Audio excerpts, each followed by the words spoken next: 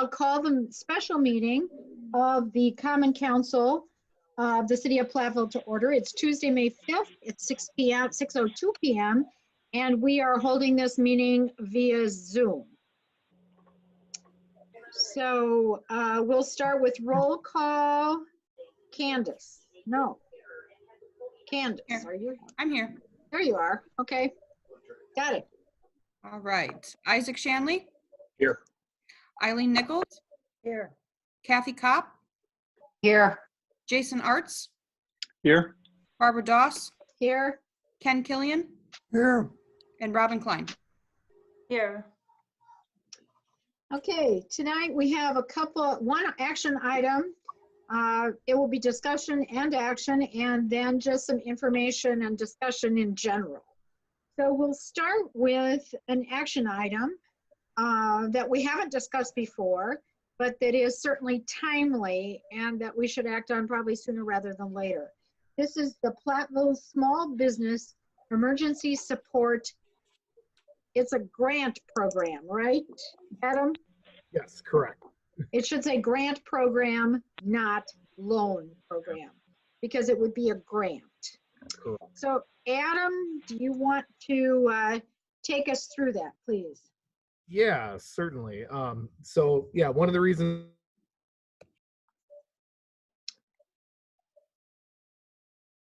information item and then kind of give the chance to mull things over for the council, but due to it, us being in unprecedented times and with this directly related to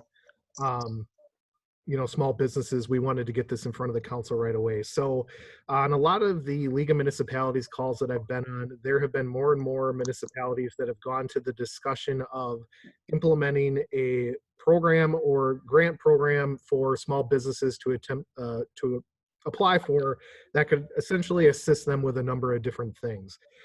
So what I did is we met kind of as the Platteville Economic Development Partners met with council leadership. Barb Doss was there, I think Eileen was there, and we just kind of went over some of the different municipality programs that we saw and kind of put together what we thought would be a good program or what would be an effective program for Platteville. So what you'll see in here, obviously, I'll kind of walk through what the components are, but what we're planning to do is allow businesses to apply for this grant program. The applications would be reviewed by a team consisting of the community development director, administrative director, and city manager. We obviously would also like to include council leadership on that as well. We just put that as the three teams just because, again, we know that this isn't your day job for the most part, so we wanted to be cognizant of that, but we would more than welcome include anybody from the council that would be interested, obviously, in part of these applications. But essentially what it would be is the maximum grant amount, which could be awarded for each qualifying business, would be up to $1,500. As we discussed kind of going forward and has been discussed, with COVID-19, the city municipal budget is being monitored to determine potential revenue shortfalls. And we'll discuss that as kind of we continue on with other discussions.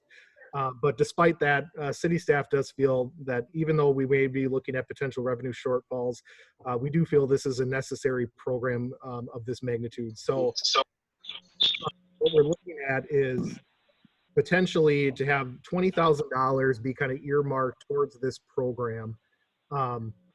But where that would be coming from is there's a couple of options, obviously. Within the budget right now, under the city manager section, there is a contingency fund that has $29,463 earmarked. So that is potentially a place that this funding could come out of.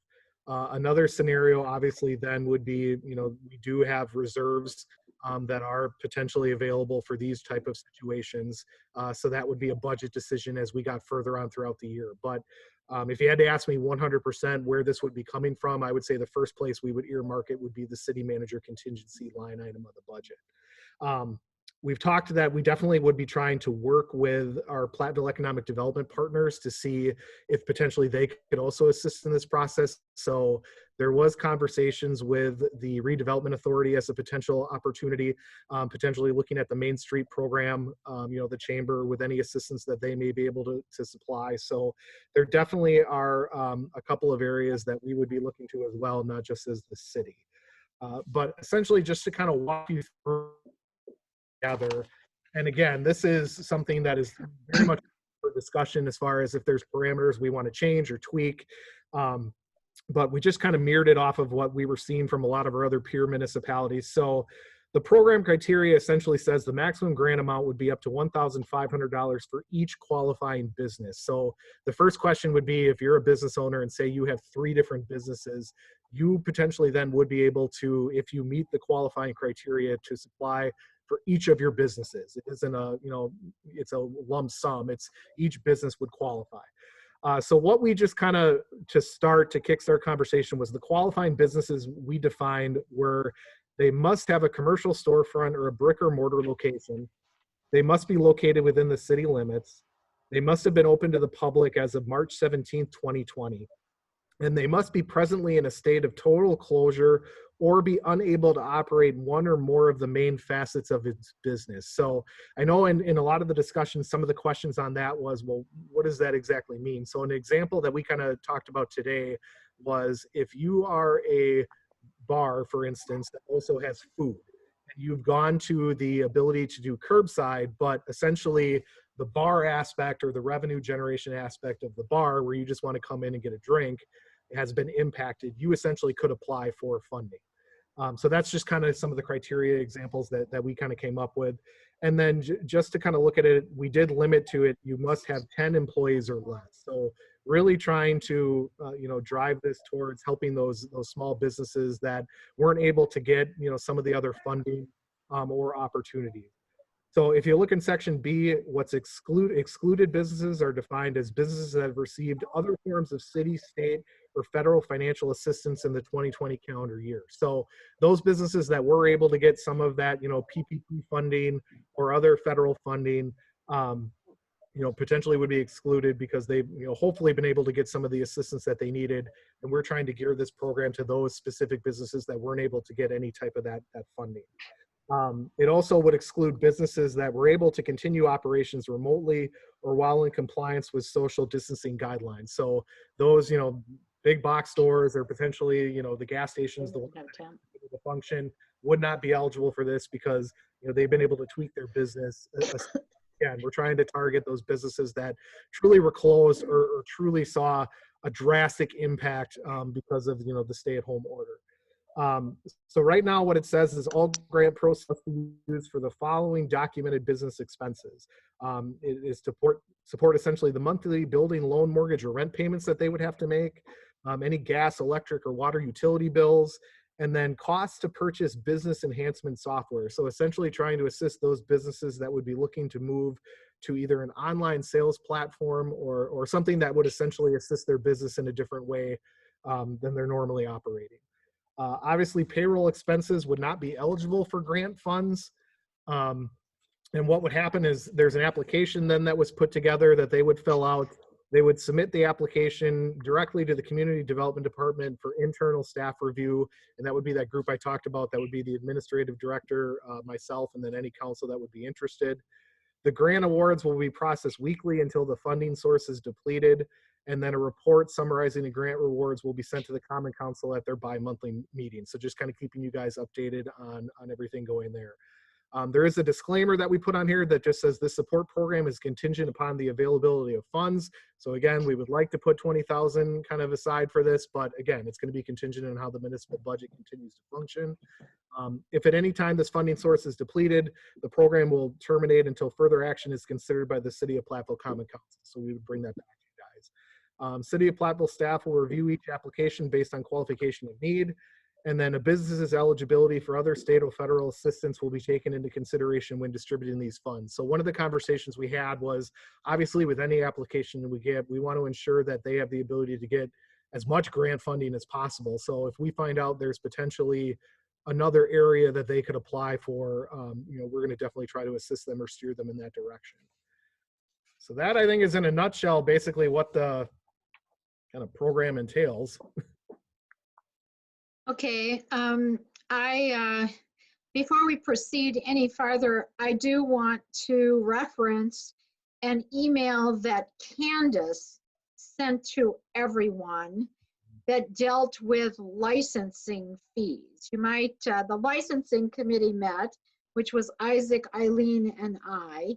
And we talked about the whole issue of Class A, that's liquor and beer licenses like a bar would have, right, Candace? Am I getting the letter right? What class is that? It'll be Class B. Class A would be like your Quick Trip, Walmart. Think of Class A as away. Oh, very good. Thank you for that little tip. All right, so we talked about Class A licenses. Most of the places that have Class A licenses have been doing their sales just like they always had. And then we talked about the Class B licenses, which are the ones that bars typically have. And at our meeting, we kind of talked about, would it be possible, our license fee is $600, basically. There are some that pay a little less because they only have a wine or beer license. But for the most part, licenses are about $600. So one of the questions we asked Candace was, is it possible for establishments to pay their license fee in installments, for lack of a better word? $300 now and $300 in December or something, in case they couldn't come up with the whole amount. And Candace consulted with Bill Cole, our attorney, and it's very clear in the statutes that when you get the license, you pay the fee. There is no payment plan, so you pay the fee. A couple of the municipalities that we have reviewed information for make some of this grant money that Adam just talked about, and it's not currently in ours, available for paying of the bar license fee. Most of them exclude entirely Class A license places because they've been in operation. It's the Class B that have not been in operation. So I want you to think about that memo as it relates to this program. And now I'm going to do kind of a round robin here, and you can comment on anything you want on this program, whether you think it's needed, not needed, too restrictive, not restrictive enough, whatever you want. But we'll start and do kind of a round robin. So the first person I see on my screen is Isaac. So Isaac, tell us how you reacted to the Platteville Small Business Emergency Support Program. So I'll go back to what you just talked about, what we did on our license committee. I was kind of disappointed on the fact that we couldn't do what we'd hoped to at least help that way. So, and I'll kind of bring it in with this now. So I feel that how it's been drafted on, what's been sent to the council members and everybody else here, I think it's pretty well, is good. I like the fact that if you've received other funding from a federal or state, you should not receive it from the city of Platteville.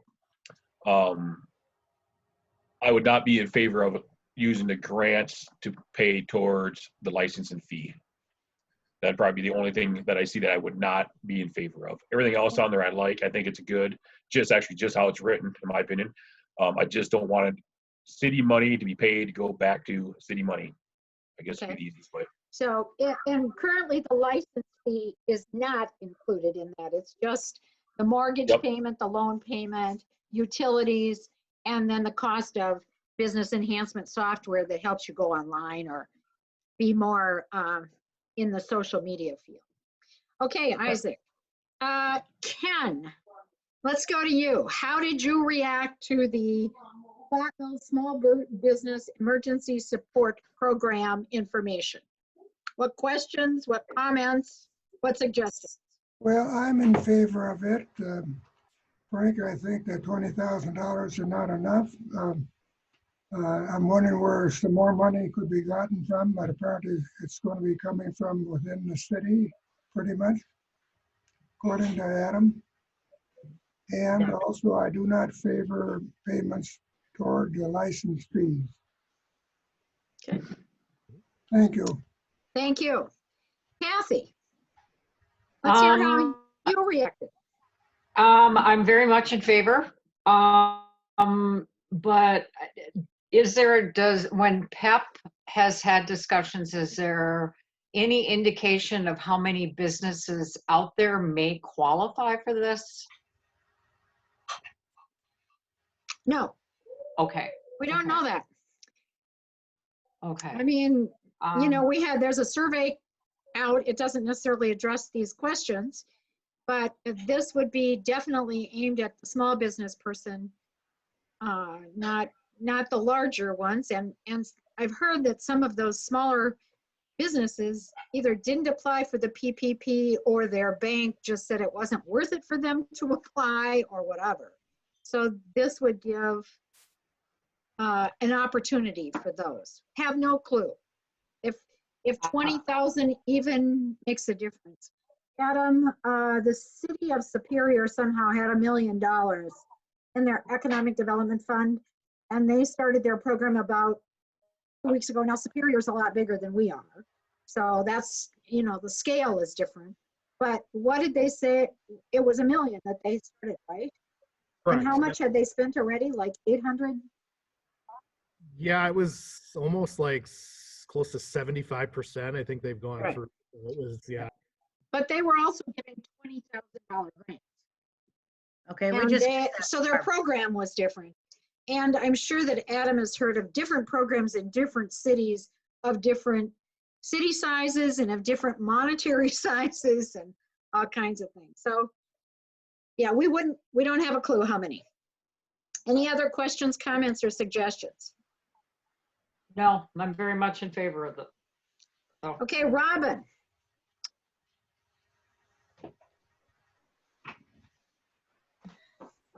In favor of it. I worry that the city manager fund may be needed for something else, but definitely appreciate that it's being offered up. I would optimistically hope that if we have some out there that we could leverage donations into that pool. So maybe once we've established that that's what it's for, we could advertise and try to get some philanthropists to put some more in there. I'm a little confused if I misheard you, but you were listing, Adam was listing off what would be eligible, and the last statement was obviously payroll would not be eligible, but yet you were talking about people who didn't get the PPP loan, which is specific to payroll. So I was a little concerned or questioning why that was distinguished, when I would assume business owners may prioritize the mortgage and utilities before if their employees or themselves are flexible on taking a paycheck, some of that might be what's waiting to be paid. So just wondering how that distinction was made. I think the way I thought of it was, you know, if somebody was not eligible for the PPE, you know, this gives them an additional option where if they want to pay payroll, it's $1,500. So it's just another way to look at it, is they could use that money. They could use the money to pay for the mortgage or the rent and then defer it to pay payroll. So it's just kind of another option that's out there for them. It's just And I guess yeah. We just want to kinda- make sure that it's not used for payroll purposes. That it goes to either, you know, loans, mortgages, rent, gas, electricity, to purchase business enhancement software. We just put that criteria in there. The majority of the municipalities I saw, they basically flat out said payroll expenses would not be eligible. Okay. When you're just kind of talking about how the money gets moved from one pool to the next on your books, the licensing fee and distinguishing that we would not want it to cover that kind of plays out the same, right? So would they lose their license if they don't pay it? Have we considered waiving that fee? Is that even an option? And if we aren't waiving it, they're going to have to pay it regardless. So they're just going to move their money from one thing to another. I didn't know if it really seemed necessary to distinguish that it couldn't pay that, but we're going to collect the money, it sounds like. I think I saw a head nod, like it has to happen. So I thought I had one other question, but I don't see it right now. So I think Well, that's all. Okay, we can come back around. Jason. I had a similar question to Kathy in terms of if we had a rough estimate, but it sounds like we don't have a rough estimate in terms of how many businesses qualify. Let's see. like in terms of $1,500, this is kind of along the same line, so maybe there isn't an answer to this too, but does that, like, on average, how much would that help like a small business that we're looking at in terms of the amounts and what expenses they occur? A good question. Because Good that's point, probably hard to Jason. answer too. Good point, Jason. But then on the other hand, I saw a program today that another community had, that they were going to businesses and buying $100 worth of gift certificates. Instead of a grant program, they were going and buying $100 worth of gift certificates, which would actually then give the business $100. And we could say, you know, in the long run, but you know, I don't know. $1,500 may make a lot of difference to some people. Mm-hmm. Mm-hmm. Yeah, for sure. Let's see. I think that was pretty much it. I'm in favor of waiving or not using it for the license fee, and overall, I feel like it's a pretty good program. Eileen. Yes, I think a lot of questions were raised that I probably would have raised as well, so I won't belabor the point. I'm in favor of the program. I like the way the form is written and the application is written, so I would be in favor of it. Okay. I do have one other question, Barb, that I just remembered. I was going to go back around and ask.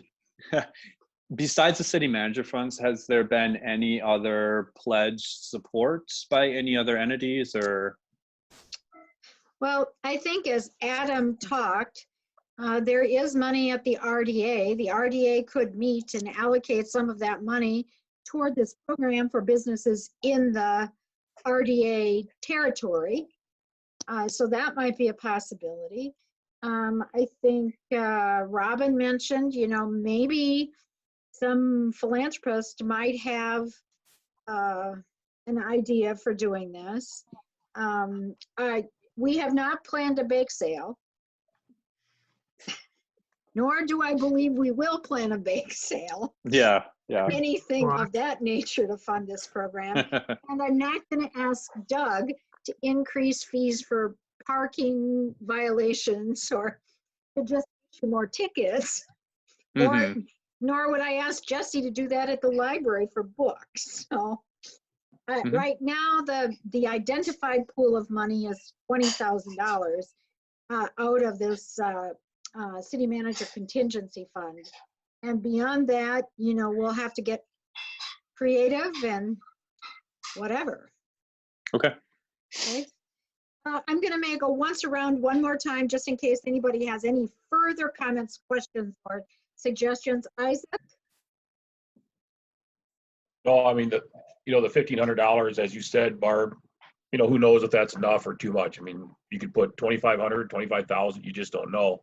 But $1,500 would easily cover, any business on Main Street would easily cover 1 month taxes, utilities.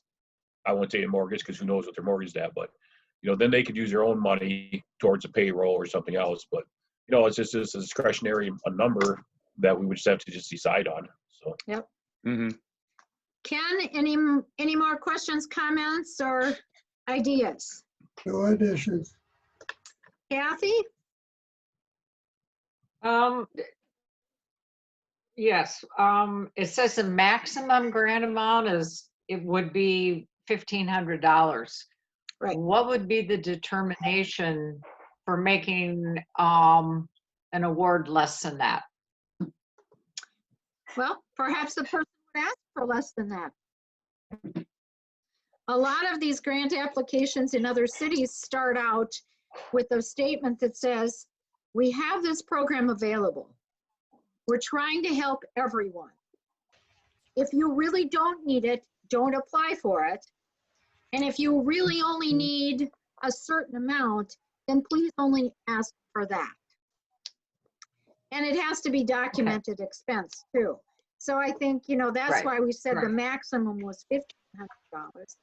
But I mean, just like we're all in this together, we're all in this together.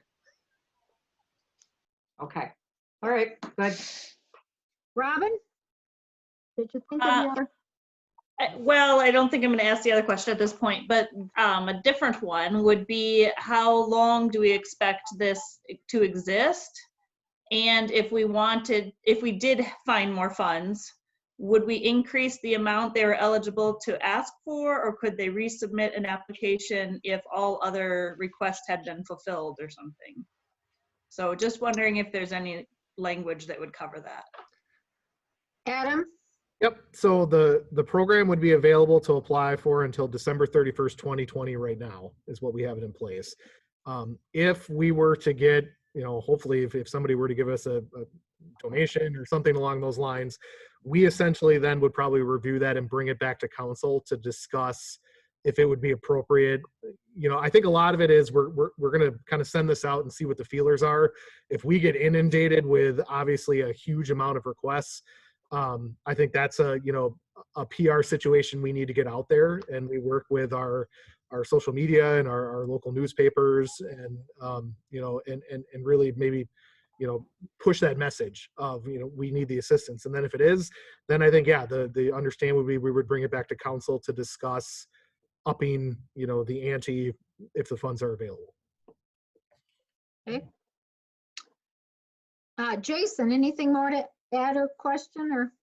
Nothing additional. And Eileen? Nothing else. Okay, so it appears that the council has discussed this. There have not been any significant changes suggested. It's unusual for us to have information, discussion, and action on the same night, but this is an unusual time. And so if it pleases the council, then I would take a motion on this particular Platteville Small Business Emergency Support Grant Program. I'd make a motion, Barb, to Okay. move. I move to approve the creation of the Platteville Small Business Emergency Support Program as stated in the pamphlet that was sent to all council members. Okay, I'll second it. we have a motion by Isaac and a second by Eileen to approve the Platteville Small Business Emergency Support Program as presented in our packet and from administration. Candace will vote. Shanley, Yes. Nichols, Yes. Cop, Yes. Arts, Yes. Doss, Yes. Killian, Yes, and Klein. Yes. Motion carries. Okay. Now we're going to move into information and discussion. I believe, let's see, do I have to unmute everybody? Or can you guys unmute yourselves? We're going to have Jesse speak. We're going to have Luke at some point in time speak. And we're probably going to have Eric speak. Is that right, in addition to you, Adam? Yeah, so I'll kind of kickstart the conversation, and then as we go down, we'll kind of get into those areas of everybody's kind of specific programs. But essentially, I'm going to try to do this to see if try to share my screen and see if that. Can everybody see this? Yeah. All right, Yep. go. So we're going to try to view this PowerPoint and see what happens. Are we still good? We're still good. All right, everybody see this? Yeah, good Yep. job. Perfect. So I think the main things we kind of want to discuss tonight, with the council and with everyone is a couple of key areas. We want to briefly touch on revenue impacts, which obviously is something we're going to discuss with the council at a future meeting, but just kind of really, start that conversation as I think it's pertinent. And then talk about what staff has been looking at in regards to kind of programming options and alternatives, and then really look at a couple of key areas to bring to your awareness of what the staff has been doing, some of the concerns that they've seen because of COVID-19, and some of the, I guess, discussion that we really want to drive and get some confirmation from everybody involved so that we're heading in the right direction. And, we feel we're making the best decisions, not only for the city, but also for our residents in regards to, safety and just making sure that we can continue to offer services at a high level. And then we'll basically leave it up for kind of any questions that there may be. So just briefly, I wanted to touch on the revenue impacts. the staff's plan right now is we're going to present impacts to everybody at the May 26, 2020 council meeting. Because by then we're hopeful that we'll kind of have some better revenue numbers and hopefully some better understanding of kind of the uncertain climate that we're in. Obviously today, you know, if as I've been sending you kind of the emails, the Supreme Court did meet today to kind of talk about the safe at home order and whether or not there will be a potential decision or change, and nobody knows. But you know what we're kind of dealing with, which is reality, which I think every municipality is dealing with, is we do anticipate there are going to be revenue reductions, specifically in certain areas. Room tax for one, licenses and fees, just like we talked about, you know, inspections, admissions, rentals, and programs. Obviously, with not being able to have the museum open, you know, the rec programs, you know, we're anticipating we're going to see some form of reduction. On the flip side, we also anticipate then by not having those things occurring, we are seeing some expenditure savings by obviously not having the staff. So, you know, we do anticipate there is the potential.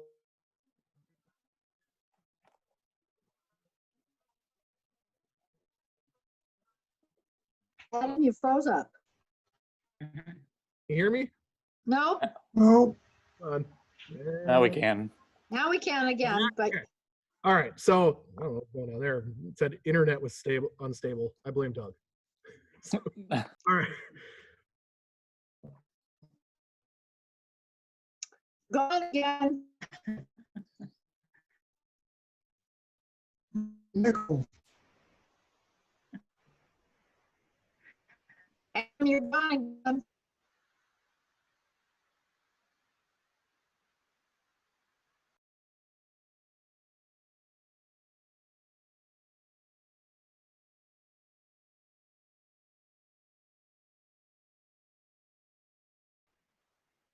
Okay. In the council was, I'm assuming, where they are. He's back. Can you hear me? Now we can hear you again. Okay, so apparently I can't share my screen. That's causing the problem. So we'll just kind of roll through the PowerPoint, and if you have questions, we'll go from there. All right.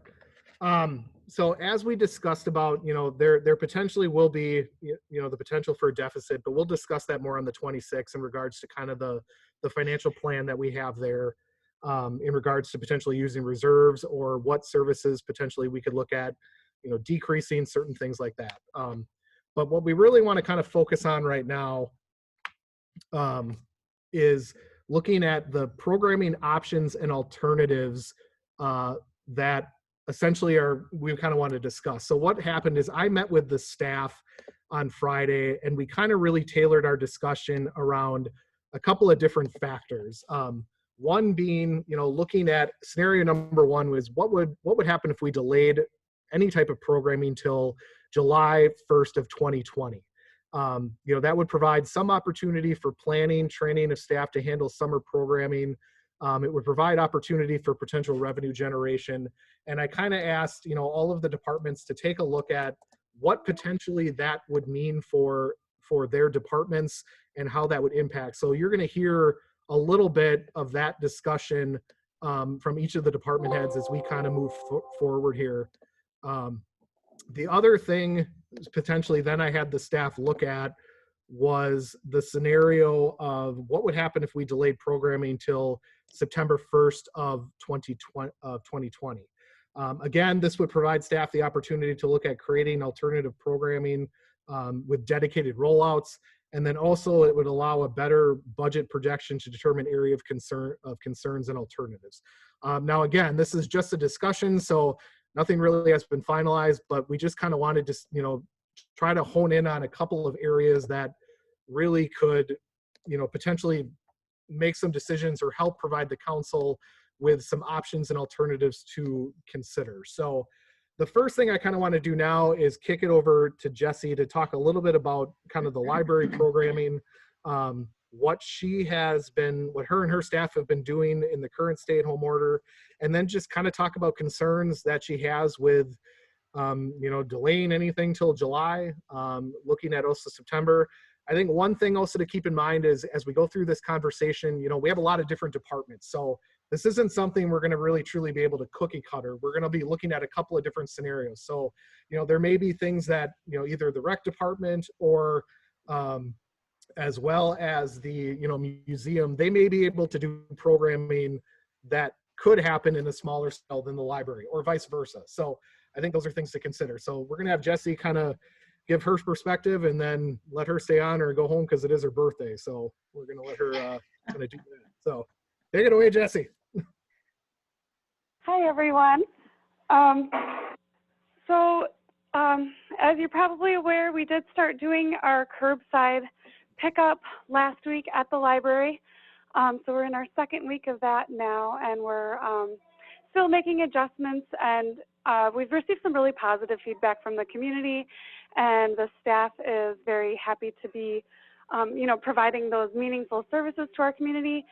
But it was not without its own learning curve, and that's kind of the trend across the state, is that a lot of us library directors felt we were put in a position to proceed with curbside pickup before we really had time to make thorough plans. But we do feel like we're doing it in a safe manner. So we intend to continue to do curbside pickup through at least May 26th, but most likely it will be a lot longer. So the conversation at the state level regarding library reopening is really looking at that Badger bounce back plan and trying to translate that into what it means in a library space for limiting the numbers of people in the building, whether that's doing checkout of materials or using the computers to search for jobs or apply for unemployment claims. Those things will all take time to work through.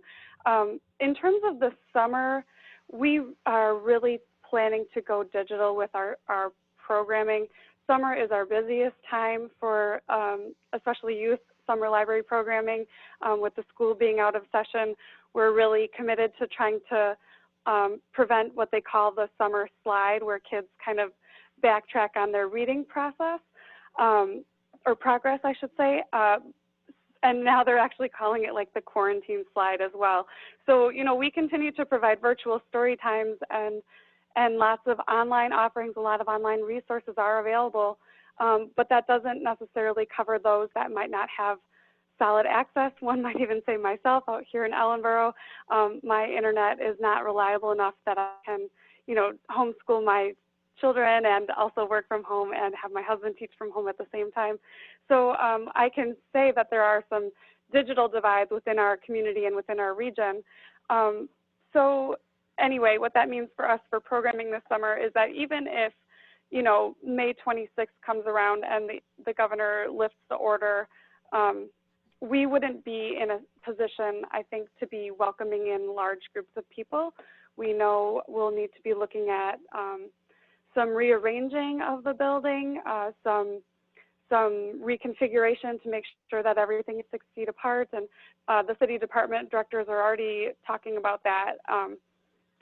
And I'm confident that we can get there, but I do want to make sure that we take the time that is needed to make sure that we're doing it carefully and thoughtfully. And in terms of expenditures for the library, the library is in a unique position. By law, we are not allowed to charge for our programs at the library. So everything is basically free until you forget to return a book on time, and you might get fined, or you do get charged if you lose something. But all of our programs and services are at no cost.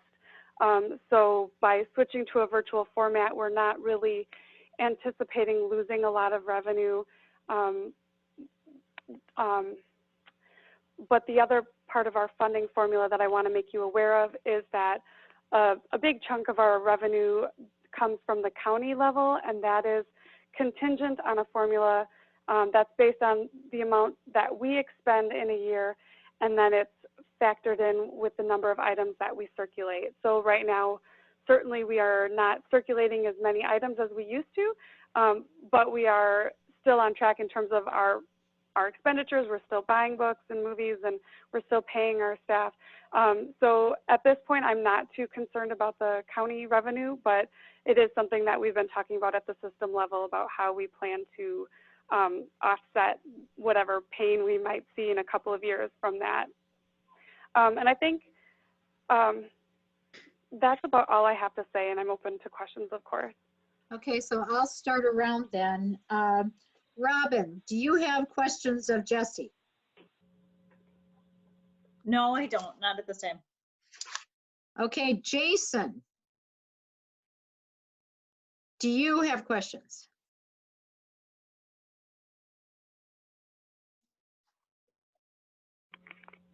Jason?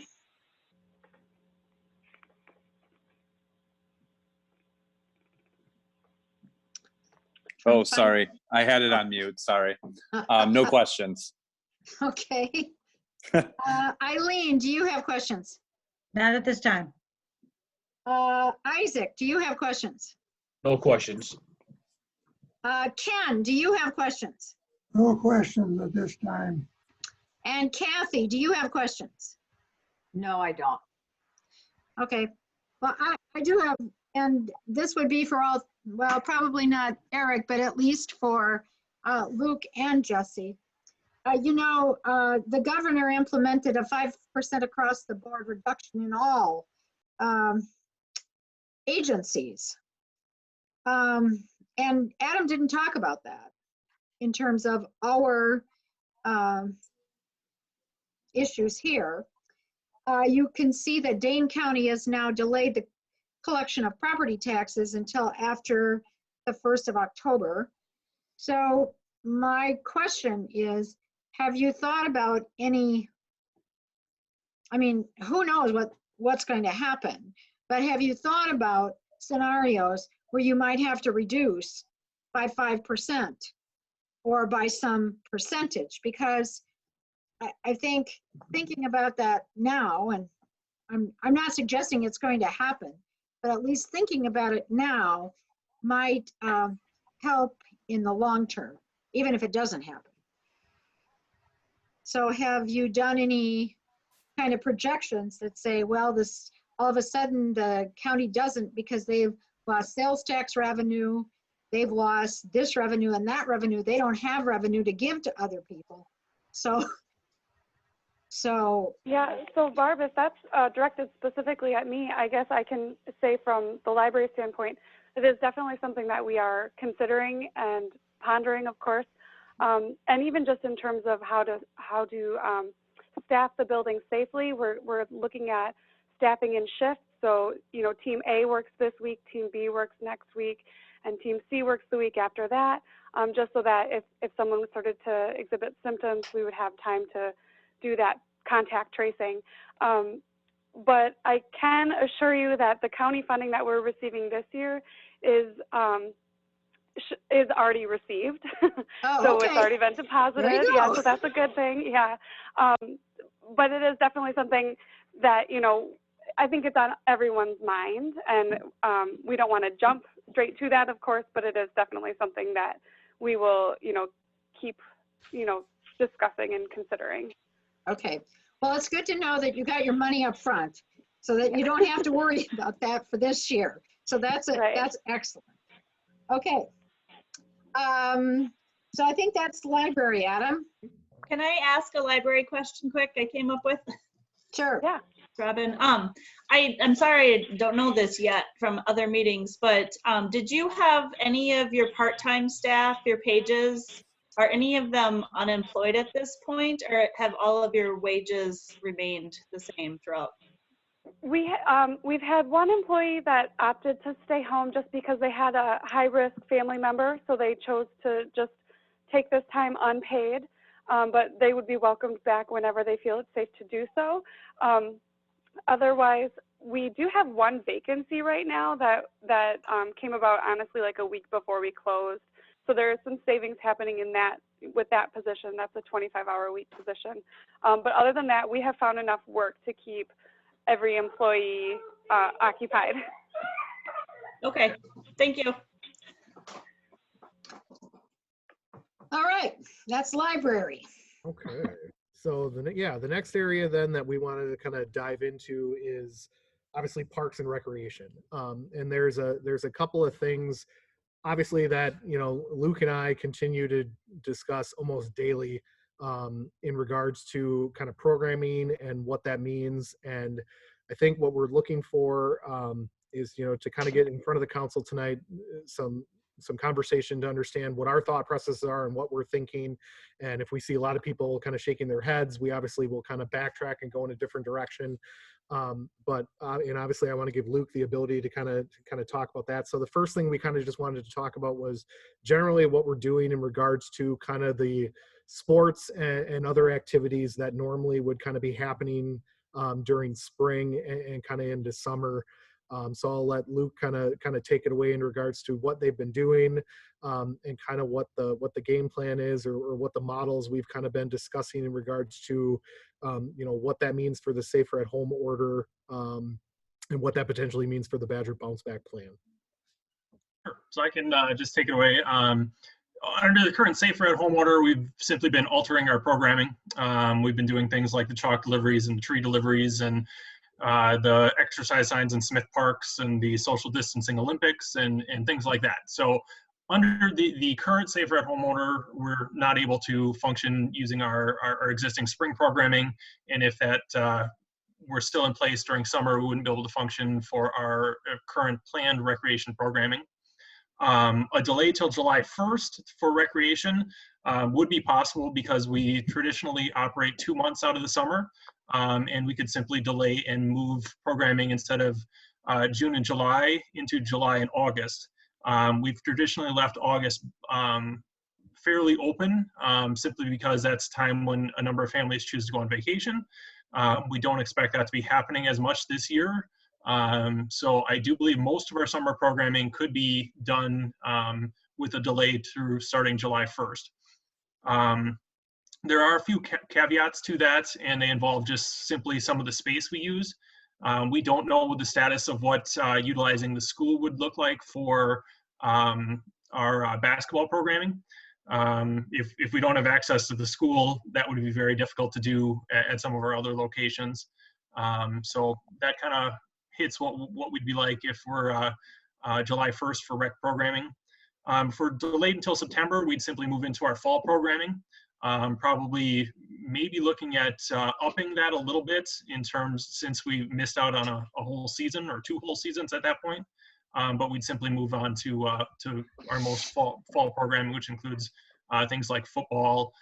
We have a soccer programming in the fall, dance. I'm missing one, but yeah. So essentially, in terms of rec, I guess the one, I don't know, budgetary, the nice thing is traditionally our recreation programming does make money. So if we are able to operate rec programming, it's nothing but a positive for the budget. If it is canceled, that would be a slight reduction in our budget. Although, you know, I think we can say that numbers would likely be down either way. So that could, you know, balance out to be about even. So I don't know if we want to dive right into other aspects, the pool or other areas. I think that'll be the next one we'll hit. Yeah. So I think just to kind of recap, our intention obviously with recreation programming is kind of going to be a continual wait and see process. So I think if there's the opportunity that we find, you know, Luke and I have talked where depending on what happens with the Badger Bounce Back plan, if there is ways that we feel we can safely do recreation, we certainly will open that up because we know there's going to be plenty of residents that are going to want it. But that one area is a little bit, we have a little bit of ability to kind of play the wait and see game and continually kind of delay and defer without seeing too much of an impact. The pool though, I think is a different story. And that's kind of the next conversation that we need to have. So I should mention it with recreation programming. I do think that it probably would be unlikely for us to be able to run recreation programming in phase 1 of the Badger Bounce Back program, which is a minimum of 10 people. I just, with parents and kids there, that seems unlikely. So we're probably looking at a phase 2 for most of our rec programming. That's not to say we couldn't operate alternate programming either way, whether we're still in Safer at Home or in phase 1, we might be able to plan some alternate programming, but our traditional would be phase 2. Yeah, the Platteville Aquatic Center is probably the bigger issue. The Platteville Aquatic Center does not make money. In fact, it is a taxpayer supported in the tune of typically about $70,000 a year. Again, because of COVID-19, I would anticipate that our revenue would be down, which would mean that even under best case scenario, I would expect the Aquatic Center to require additional funding from taxpayers if it is to operate.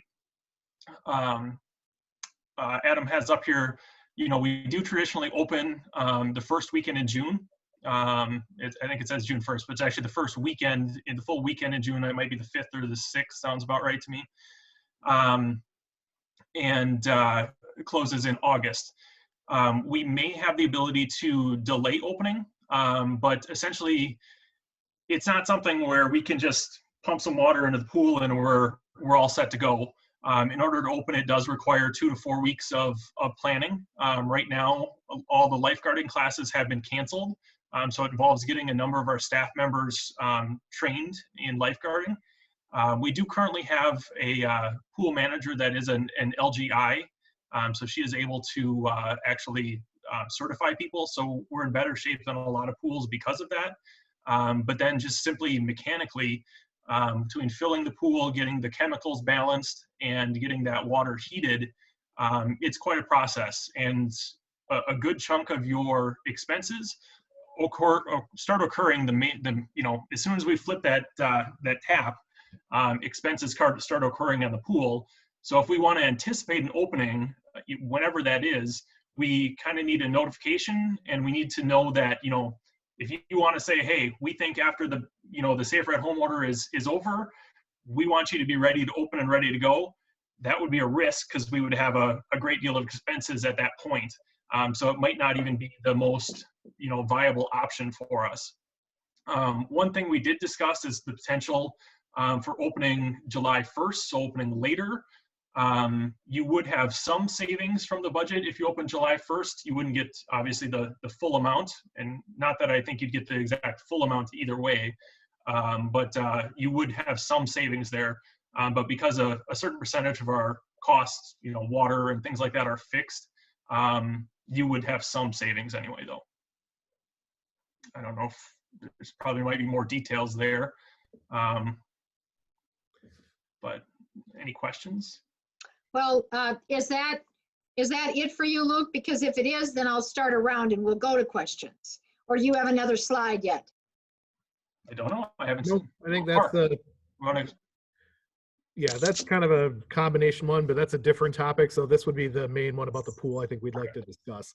All right, so let's start around. Robin, reactions, questions, comments, suggestions?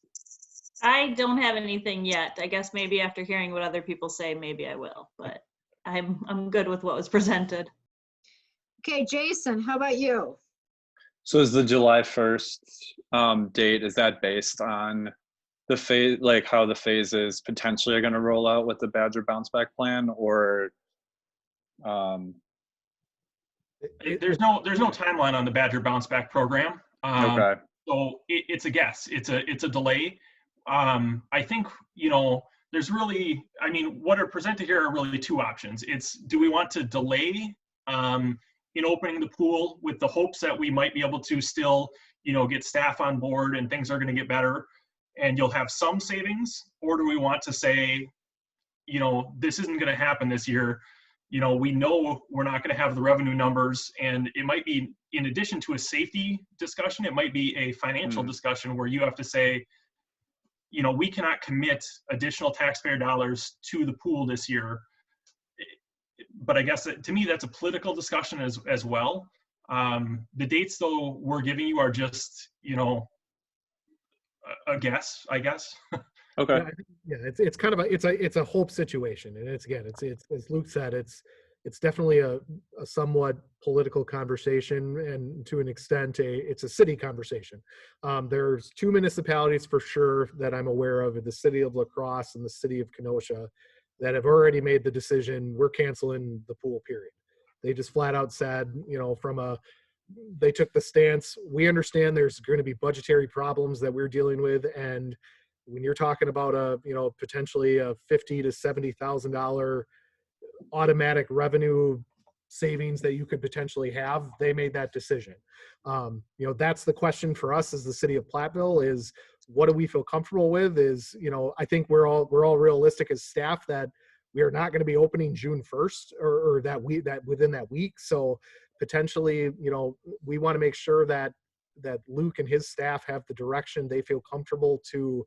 Either the decision is, we do not feel comfortable making that 100% cancellation yet, and we're going to prolong it to see if there is the opportunity to make it, or we just need to kind of make the decision that, unfortunately, because of COVID-19 and the unprecedented situation we're in, it's in the best interest of the city and for safety and for everything else to flat out say, unfortunately, this year we're closing the pool. Okay. Okay, Thanks.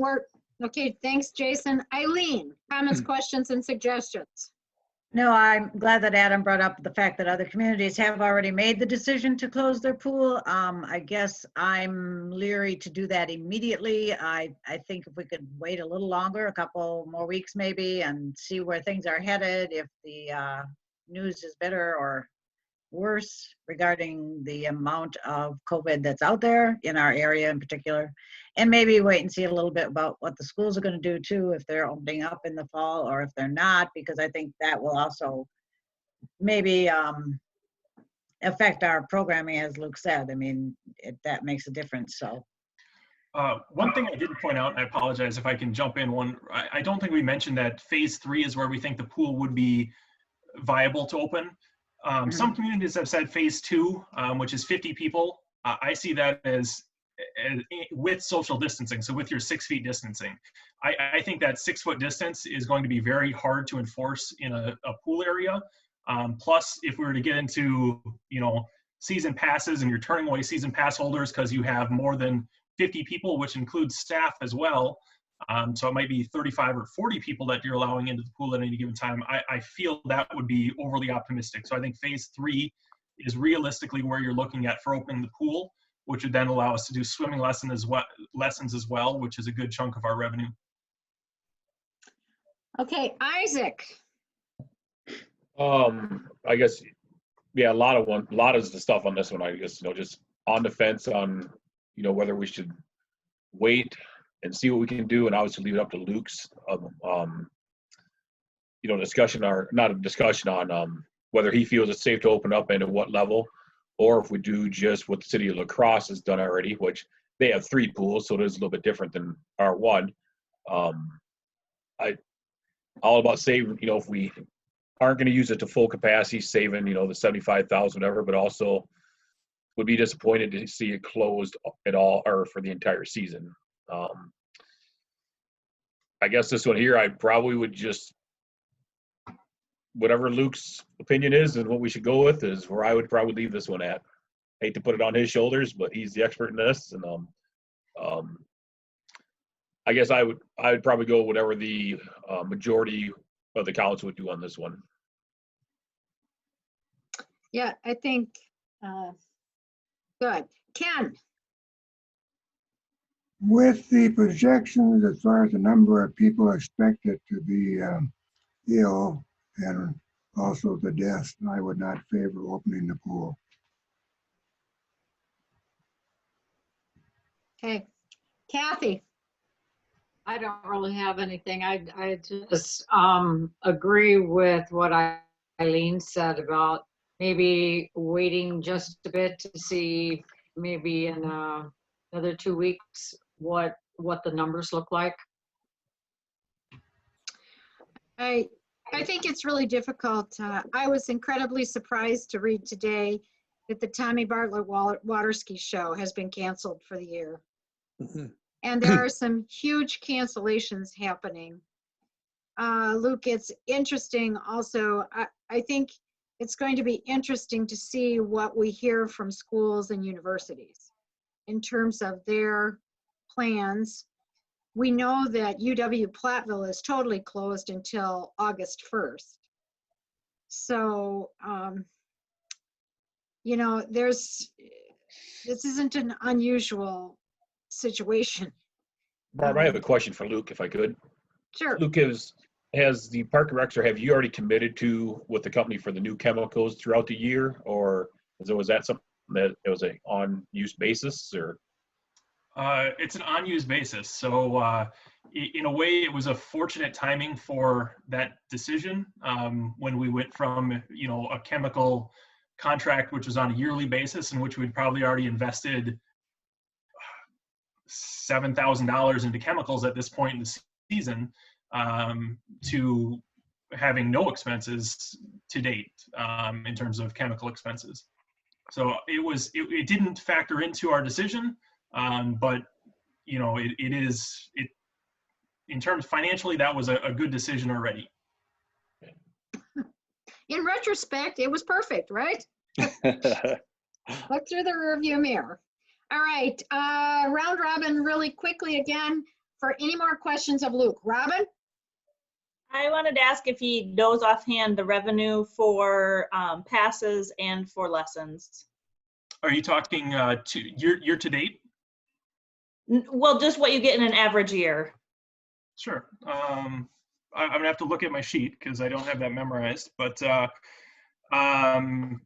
lessons usually generate $16,000 in revenue, is what we have budgeted this year. Okay. And daily and season passes generate $50,000, with approximately a 50-50 split of season passes and day passes. And that percentage has shifted back and forth year. Sometimes some years we sell more season passes up front, but then we have less day passes sold. But the 50,000 number is fairly close. And then have you already collected fees for any programming that you would have we discussed refunds, I guess? Yes, we have collected some, although as you might expect, registration for both pool passes and summer programming is down. We have assured people that we will be doing refunds if we are not able to reschedule or provide the programming in a meaningful way for them. So we're in a unique situation where we had to proceed as if things were going to be okay. Otherwise we'd be so far behind that our hand would be forced anyway that we couldn't do it. So we had to start taking registration for various programs. Otherwise, like I said, they just wouldn't have been able to go because we would have been so far behind at that point. So to do that, like I said, we did reassure everyone that we would issue refunds. It's complex, but we have a system for giving refunds. Okay. And then not that I've seen it in writing, but I did hear today that Montfort decided to close their pool. So maybe some of the local surrounding pools have made decisions too, where we might see traffic if we're open since they've already closed. Which then really begs the question of 50 or less in the pool. Mm-hmm. Let's see. That was Robin. Jason, did I get you for a second time yet? No, but I have no further questions. Eileen? No further questions. Isaac? No further questions. Ken? No further questions. And Stay Kathy? with my comment.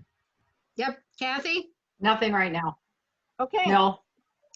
All right. That takes park, that's recreation and the Aquatic Center. So Adam, I think we're ready to move to our next discussion item. Yep. So just to give kind of, I think, the staff the clarity, the direction I'm hearing right now is we will look at delaying essentially the opening for now until, potentially, obviously Luke and I will talk about a date, but I think the answer right now is, the direction is essentially delay. Right. We'll go that way. All right. Okay, so this kind of went into exactly the point I think, Barb, you made about potential options and scenarios that the city is kind of looking at in regards to what potential cost savings could be done in areas. So specifically, obviously, with summer, with spring, summer, and into fall, we do have seasonal staffing that is brought on in various departments. So obviously the park summer seasonal is one, and that's obviously where this directly impacts kind of Luke's area. Normally what happens is we hire 3 full-time employees and then 1 part-time employee, and they assist obviously the 3 full-time staff that we already have on hand with a number of different tasks throughout summer. You know, the majority of it obviously is mowing and weeding. That primarily is what a lot of this, you know, summer seasonal staff does, which then allows, you know, the 3 full-time staff to be able to work on, you know, kind of some oddball summer projects or various summer projects, like, you know, the Bosky Center landscaping would be an example. You know, that's something that they could look at. So right now, you know, the direction that I'm recommending, and kind of I reviewed what other municipalities are doing, they have all kind of had the same conversation of, you know, do you reduce seasonal staffing? And if you do, what does that mean? So I think this is kind of an ongoing conversation that, you know, we can continue to have as a city, you know, with the understanding of what I would like to look at doing right now is obviously bringing on the normal staff that we would bring on, with the understanding that if we need to make some cuts or changes, potentially this would be an area that we could look at. And we met obviously as department heads to kind of talk about this, and potentially bring, with the understanding we would bring on these employees like normal, but let them know with the understanding that with budgetary considerations, there may be some changes or reductions that would need to be done. Now, what that means, and I think what the understanding is as a city and kind of as a council, is if we go down that road of potentially reducing our summer seasonal staff, there's repercussions there. And obviously there's things that normally would get done that potentially would not. So that's where I think we just want to ensure that if we decide to go down that road, there's a clear understanding that we're all in agreement of what potentially we would be losing, whether it's, you know, we wouldn't be cutting the grass as much as usual, or particularly there's, you know, plantings that aren't done, et cetera. You know, if we go down and make the decision that potentially we want to look at reducing staff, there's going to be a cost benefit analysis. You're going to lose something. So I think at this point in time, I just wanted to make the council aware that yes, we are looking into all of those options. But our recommendation, and what I've seen the majority of municipalities doing, is they're planning on bringing, you know, the majority of their seasonal staff on, because if you stop doing these things, you're just prolonging the inevitable. You know, you can't not cut the grass. You know, you can't, if you don't do the plantings and everything that you've been working on, you know, it's an issue. But I think we just wanted to bring it to the attention that this is a potential area that could be reviewed, but it's just with the understanding that if we go down that road, there's going to be something we're going to have to cut, and we just have to make sure we're all in agreement of what that is. Okay, again, I'll do kind of a round robin. Questions on, this is park summer seasonal staffing. We have 3 full-time employees that work year-round. Normally we hire 3 full-time employees and 1 part-time employee. And I think you can see, I can't see them clearly, but I think you can see the tasks that they do, like mowing, weed eating in places, cleaning restrooms, getting shelters ready, garbage routes, watering flowers, mowing grass that is gotten too tall versus the city ordinance, equipment maintenance, getting the ball diamonds ready, painting something, painting lines on the soccer field, and pool maintenance. Yep. Okay. Robin, questions, comments, park summer seasonal staffing? I think this kind of came up with the election process, but what sort of shifting can you do with staff in which departments or between departments to fill in these areas if they don't have tasks to occupy them because of other cancellations? Are there policies? Is there anything in their job descriptions, or do you keep things pretty clean?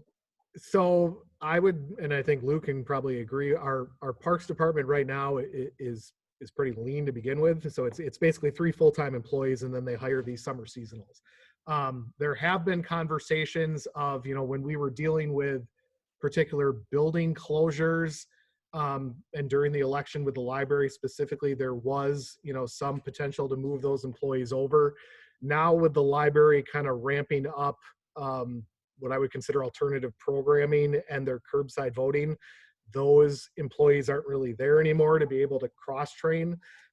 There are a couple of, specific custodians that the library has that work night shift. So that would, we thought about that, but I don't think we want anybody cutting the grass at 2 o'clock in the morning. So that was a little bit of a difficulty. So we've been trying to utilize that staff more from a, what at City Hall and different buildings can they kind of clean. So, we've thought about that. There really isn't a kind of reorganization that we could do to make up the summer seasonals. So the options really are we either, continue with the status quo, or we look at a reduction, which then unfortunately there's going to be something then that's not going to get done. And I would say most of the things on this list need to get done. I would prioritize them, so. Okay, Jason, questions, comments, suggestions? No questions at this time. Eileen? I think that if we go forward with hiring the full-time employees, the 3 full-time and the 1 part-time now, with the understanding that if the need is not there as the summer progresses and those individuals will no longer be employed, I think that would be the way to go. I think people are going to be using the parks and during the summer, and people want to get outside, and so just a question, the cemetery is not included, Luke, because that's streets department? Yeah, like I said, I haven't looked at the PowerPoint, but I'm guessing that's the next slide. Yep. Okay. All right, because we certainly always get comments about the care of the cemeteries, and I expect we would get the same kind of negative comments about the parks if they weren't maintained. So yes, I would favor starting with the 3 full-time and the 1 part-time employee. Isaac?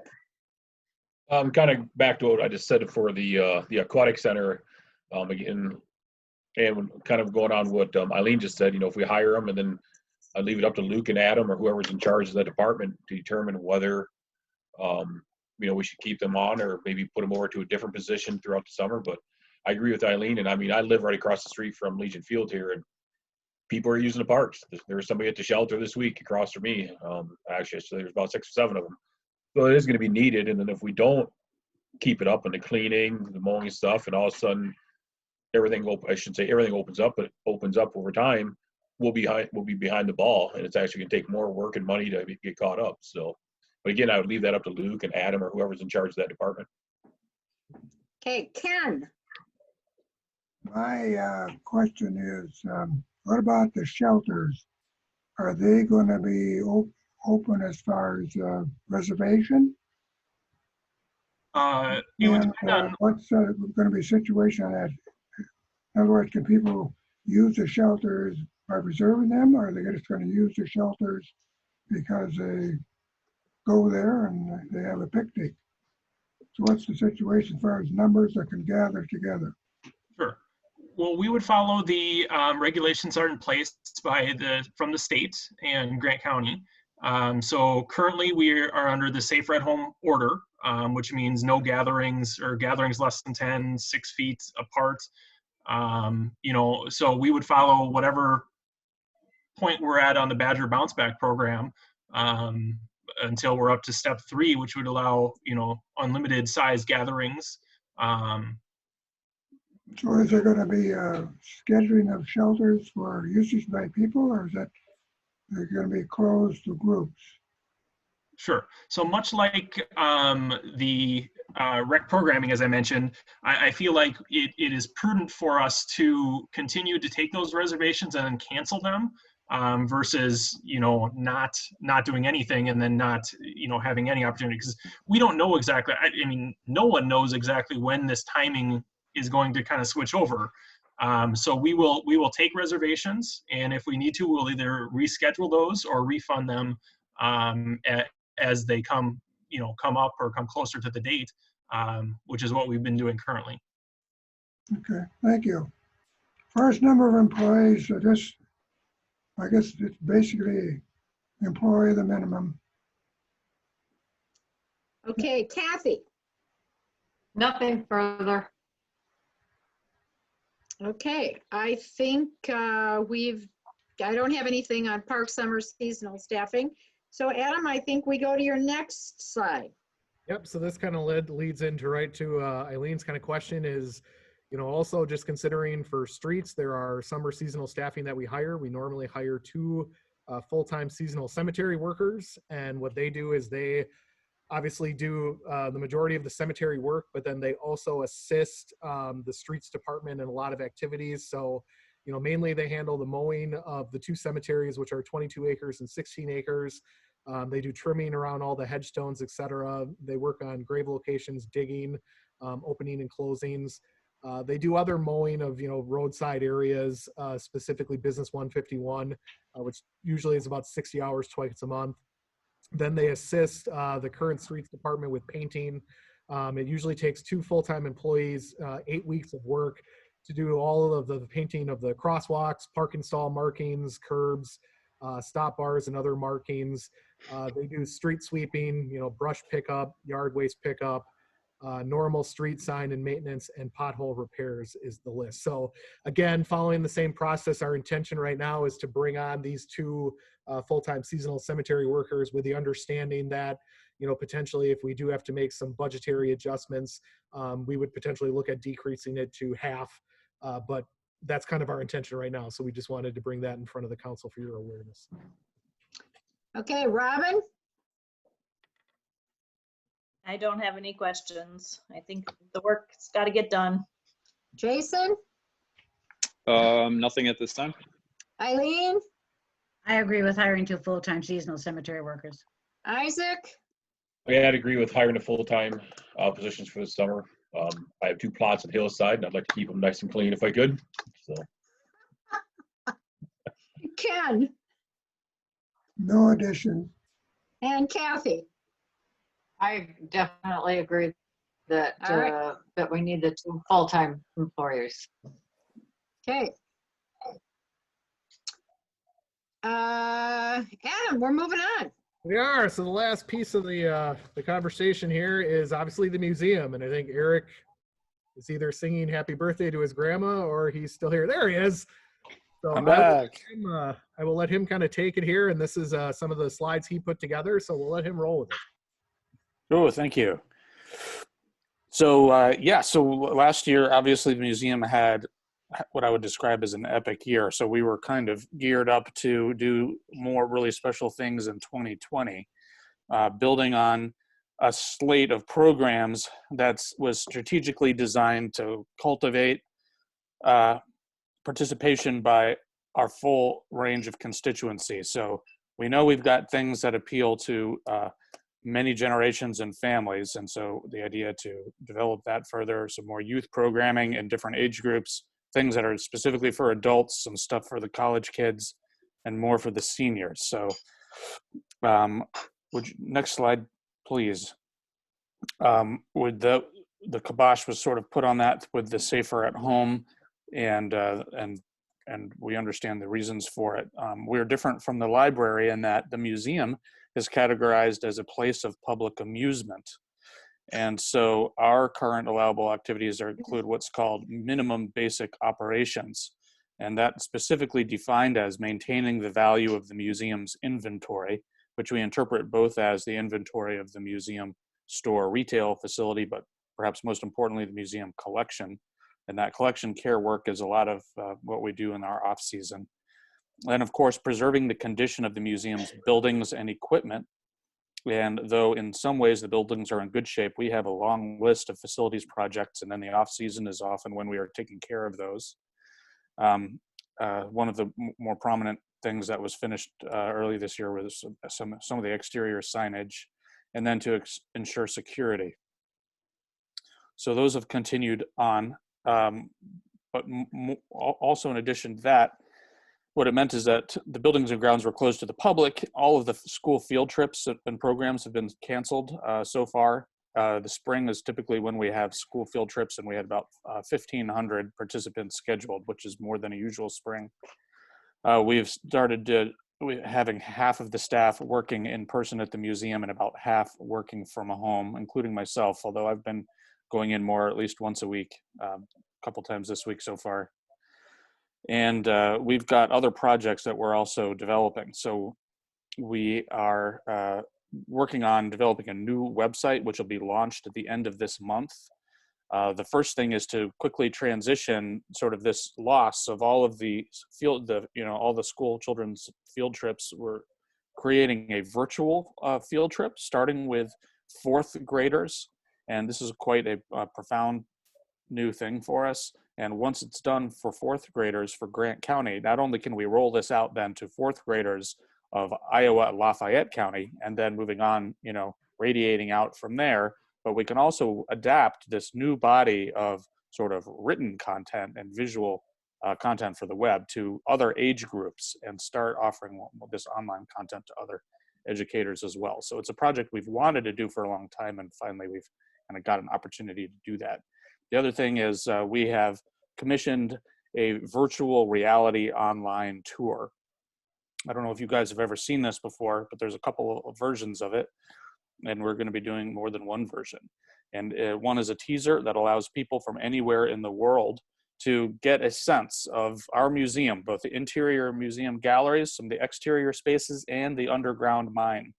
And then the fancier version that with more bells and whistles that we may put behind a paywall so we could monetize this a little bit would be that sort of 3D virtual reality where you put on your Oculus Go headsets, and there are people around the world who seek out the sort of 3D experiences. And so this is new ground for us. And so that's kind of exciting. We're also doing a lot of grant writing right now. Okay, yeah, next slide, please. So under the Badger Bounce Back during phase 1, in which groups of up to 10 would be allowed to gather, we could consider opening the museum. It was announced today that the Southwestern Wisconsin Historical Society sites will not open any sooner than July 1st, so sometime after July, and they kind of reserve the right to open later than that. We could theoretically open the museum for self-guided museum tours, small family groups, particularly when they make the reservations in advance.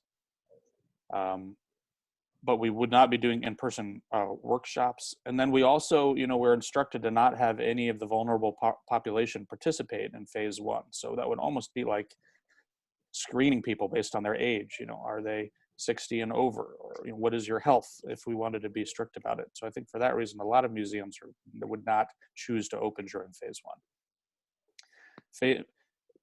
We do have some education staff available, so they could theoretically do it, particularly if we installed things like these sneeze guards, if both employees and visitors were wearing masks, and we could employ certain new protocols. So it could be possible. Phase 2 would allow for gatherings of up to 50, and so that's when we might be able to add back the guided mine tours. Guided mine tours, of course, we reuse hard hats. And so, yes, over the last year, we have instituted a new policy in which the hard hats are wiped out with disinfecting wipes after each and every use. And even though that's, better than it used to be, like in the COVID situation, people are going to be less interested in wearing somebody else's sweaty old hard hat. And so, yes, they could buy their own single-use hard hat. So there's ways we could work around it, but there's going to be some challenges to that. It would also allow some of the larger gatherings, such as, the annual meeting of the Friends of the Museum and maybe certain other kinds of gatherings that we rely on for some of our building our philanthropic base of support, as well as just the regular old earned income. And of course, in all of these phases, the virtual reality tours and online programming would be possible.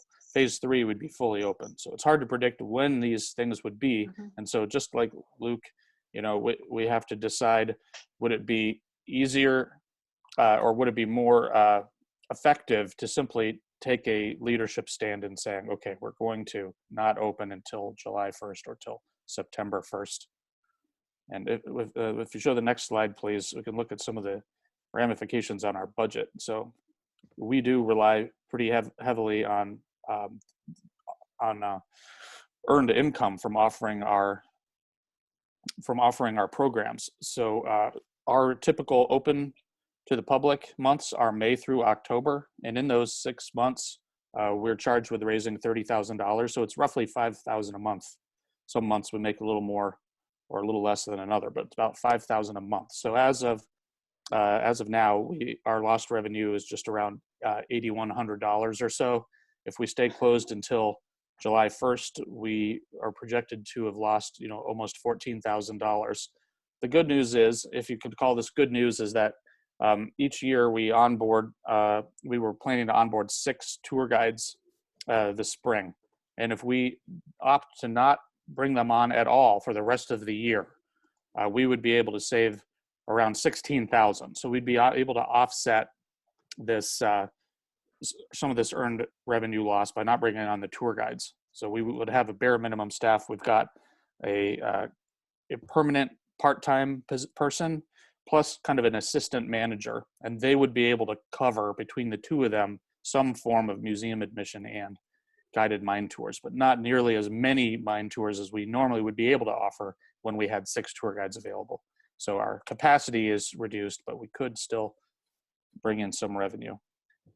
So lots of programs were impacted, not only the field trips, but some things like Lyceum, our Miners Ball, which is a fundraising event by the Friends of the Museum organization. We had a new Animal House at the Museum series with a half a dozen workshops, Smithsonian Museum Day, in which we were able to gain the email addresses and mailing addresses for, 15,000 people who sign up for Smithsonian Magazine Museum Day, which is important for our solicitation.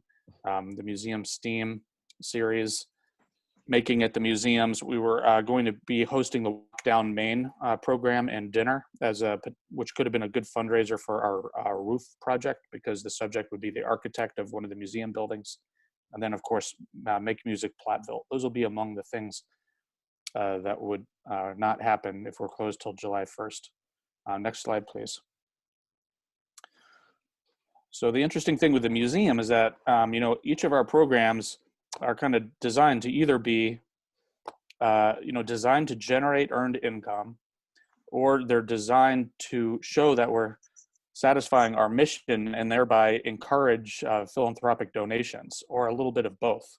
And so really the collateral, of course, is for our not being able to offer programmings is not just the loss of the earned income, but then potentially the loss of the donations that go along with it. So we're trying to then quickly offer these alternative programs in order to show that we're continuing to do good even while people shelter in place. If we were to stay closed until September 1st, the revenue losses would total almost 24,000. And so that would be about 16,000 would be offset by not hiring the tour guides. And so it's really just a few thousand more that we would have to find a place to cut from our budget. And we're also applying for a number of grants. It's hard to tell which one of those grants we'll get, but I'm optimistic that we would be able to probably break even if we did not open until September 1st in terms of just that earned income for the rest of the year. And I think that might be my last slide, but yeah. Any questions? Okay, questions around. Robin, we'll start with you. I don't have any right now. Okay, Isaac, any from you? Sir, you had mentioned about the sharing of the hard hats for the tours. So you could either disinfect them, or you had possibly said something about possibly purchasing hard hats. Yeah. Okay. Is that something that you do now, or is that something that you would just implement for this particular now? Yeah, we offer them for sale now, and we started merchandising the hard hats more prominently in the museum. And so, over the last year in particular, we sold more hard hats than usual. And I like to think that in a situation like this, sales of those hard hats would probably increase. What are the costs of those, sir? They retail at, it's somewhere in the $10 range. I think it may be $12. I forget off the top of my head. All right. All right, that was it. Thank you. Thank you. Okay, Ken. No questions. Jason. Nothing at this time. Eileen. No questions either. Kathy. No questions. Okay. I guess then, Adam, we're back to you. Back to me. So, yeah. Well, I think the question for, I think, Eric, and just kind of what we're looking for from staff is obviously the museum is very unique with work like we talked about. So the plan would be, I think if we could open programming, we certainly would try to do that. But I think it's going to be very similar to the Park and Rec, where we're realistically looking at probably, some type of formal notice that it's going to be closed until July 1, unless, magically something changes. But I think just to give Eric kind of the insight and the ability to plan, that's kind of what I heard from the council is, that seems to be the decision we should look at going at, Eric. Yeah, I think it's pretty safe to say that it's going to be July 1. I mean, the information, even if the safer at home order is lifted, there's projections that the illness will increase, which will make people reluctant at best. So yeah, I think July 1 is probably the best scenario that we can think of. And actually, I don't think if you started working today, Luke, if I recall your stuff correctly, I don't think you could get the pool open before July 1. If you could. You said it takes about 6 weeks. 2 to 4 weeks. 2 to 4, okay. If you told me right now that you wanted to try to open at our normal start date, tomorrow I would go start working on the pool and I would have it ready, but you would have expenses incurred at that point that you would not be able to recoup if the pool is not able to open. Right. Significant expenses. Right. Yep. Barb? Okay, so July 1 seems to be at this point in time, and we'll keep monitoring that through this month. Adam, you do a weekly call with other people in Grant County? Yes, so they have a weekly call, and then the league has usually 2 calls every week now where they discuss the same thing. It's concerns of. So I'm sure that you'll keep us informed of things that you're hearing and ways people are reacting in other communities our size and smaller and bigger, both from the Grant County calls and then from the league calls. So I can do a once around one more time on any questions, comments, suggestions on the whole summer programming, opening, delays, and cancellations. Isaac, anything at all? No. Okay, Ken, anything at all? No addition. Kathy, anything at all? No. Eileen? I don't have any questions, Barb, but I think that you've already said it, but Adam and certainly Jesse and Luke and Eric, thank you very much, because you certainly gave a really easy to understand scenario as to where you are now and where you don't know where you're going to go. But it was good to see all that information. It really was. Jason? Nothing else. And Robin? I do have 2 comments. I don't know if with the museum, I was curious if the schools have budgeted to send their students to your tours. Have you countered with them to ask if they would cover costs at all for your virtual tours? And I don't know if that feels appropriate or not. I just wanted to kind of make that point that perhaps that money will be lost to them if they don't spend it on this sort of programming anyhow. And then a curiosity that if schools weren't to reconvene in person, but the public pool was already open, would there be any chance to consider that it would extend being open beyond the September 1st or, that sort of date? If we open it late, would we leave it open late? Okay, so we'll have Eric first. He had the first question.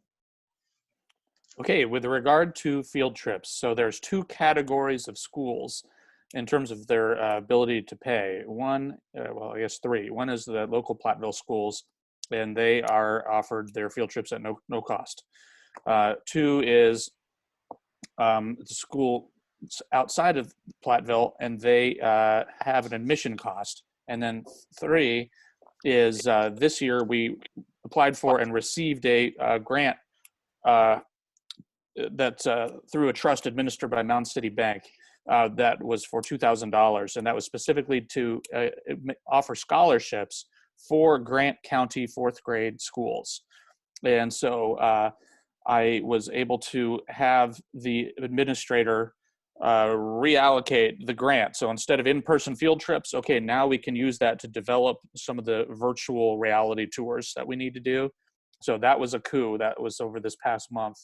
The other thing is that once we have the field trip done and I figure out certain things, and what we'd be looking for is creating a field trip package that it's digital and we would transmit to the teacher, but we would be offering, say, like a 1-year license on it. And once we figure out that kind of licensing kind of an idea, then we and make sure that it's a high enough quality and caliber, which it's looking like it's going to be, then I will be reaching out to all the schools to see if they would be willing to pay the same amount, basically for that as they would have for an in-person field trip. Or plan B would be to seek sponsors from their community to cover those costs for that community. So that is a way that I would be able to generate some revenues this year still. That's the plan.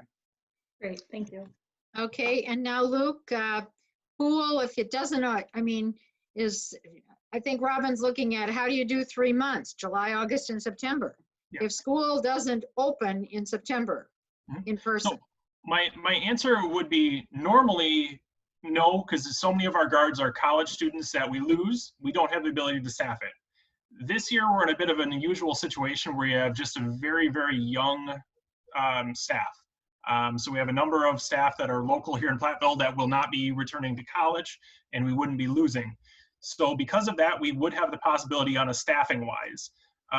The other things to consider, though, September weather can be a bit more iffy, obviously, than August. And also, as we go throughout the year, our attendance does decline. So I would anticipate in September our revenue would be, or I guess our attendance would be down, which of course is revenue, which means there needs to be subsequent taxpayer funding to support it. As long as we can answer that funding, we could try to stay open later. I think it would become more of a, do you want to invest more into the pool at that time? And then we can look at it. Okay, so what I hear you saying is there might be additional loss then. When you said, sure. Do you want to invest? Absolutely. I mean, the pool costs money. The longer you have the pool open, the more it's going to cost you. Even beyond just opening the normal amount of time, there's going to be reduced revenue because you're open later when the weather is a little more iffy and our numbers are usually down anyway. Plus, other people are going to be not having their traditional summer, so numbers are going to be down at that time anyway. So look at your numbers that you budgeted and plan on that revenue decreasing, but costs staying close to the same. Although we can adjust staffing a little bit, but so many of our costs are fixed that it would be negligible compared to the loss in revenue. All right, well, I think that concludes this information and discussion item. Thank you, Adam, for arranging for this, and certainly thank you, Luke, Eric, and Jesse for your scenario planning and what I would call, really difficult times. Nothing's the same. Everything changes, it seems like, every day. And so I think our next item of business is to move to closed session. I did this last night, but I'll do it again tonight. Anyway, this is Clerks Week. And so we're gonna have a shout out to Candace right now to our wonderful city clerk for her work. And so thank you, Candace. It's Clerks Week and we can't have a big party or anything, but and we're not going to sing Happy Clerks Day. Thank you very much. Okay, so this is the first time we've attempted a closed session, so we'll move to closed session. I'll take a motion and a second to move to closed session. Then we'll conclude this meeting, and then just the council will log in for the next meeting. And I believe you got that information earlier in terms of how you do that login. If you didn't, then you need to call Adam or you need to call me because I have the numbers written down. I'm sure Adam does too. So I would take a motion, go to closed session. I move to go to closed session. Parent, by Wisconsin statute 1985, parent 1, parent G. Governmental body who is rendering oral or written advice concerning strategy to be adopted with respect to litigation. Will be conferring with legal counsel. Is that your motion, Jason? That is my motion. Okay, do I hear a second? Second. All right, we have a motion by Jason and a second by Kathy to move to closed session. Candace will vote. Ganley, Yes. Nichols, Yes. Yes. Hop, Yes. Arts, Yes. Doss, Yes. Killian, Yes. Klein. Yes. Motion carries. And I should say, we will not be coming back into open session and there will be no decisions made during, there will be no action taken, right? Adam, is that the way I would say that? No action taken. That's correct. And when we adjourn, we will simply adjourn. We won't adjourn, reconvene and re-adjourn. Yep. All right. So thank you all. And I'll see a few of you shortly.